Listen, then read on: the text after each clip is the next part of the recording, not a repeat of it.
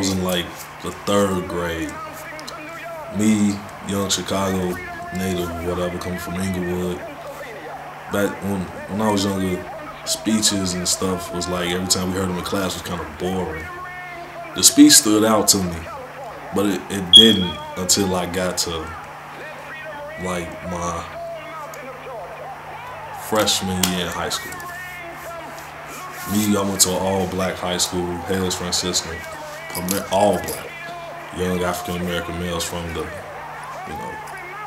poverty area, so to say, urban. And they played the speech again, and they made us stand up in the auditorium and listen to it. And at the end of the speech, they made us look at each other like, look to your left, look to your right. This speech was given so we could stand together. So they made us listen to the I Have a Dream speech together as a class, and we stood up and we looked to the left and looked to the right. And at that moment I realized that speech was for all us to be together, and that speech made it so that we can stand together and get a great education. Most people nowadays take education for granted, a lot of young kids do. But I feel that by Martin Luther King having the dream, he made it so that I can be able to have the best education, the best of everything in life. What I feel that these young kids and people, some of in my era don't understand is that he broke a habit. What people, if you don't understand what a habit is something that you consistently doing. America been doing something consistently. Racism was consistent. It was just one guy, along with the civil rights movement, that said we're gonna break that habit, and he sacrificed his life to break that habit.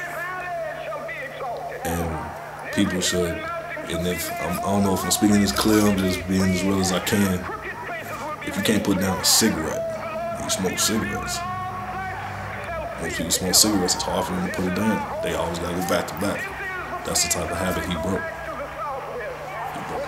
By Dr. Martin Luther King having that dream, it made it possible for people like me to think outside the box and not think the norm, and make dreams reality. Me, I'm a CEO, young entertainer, which is a far-fetched dream. People make millions and millions of dollars. Some people succeed, some people don't. But I know if he can change a habit that this country had, that generations of people had, I can make it by doing whatever I want to do. And that's just solely by getting up and doing it.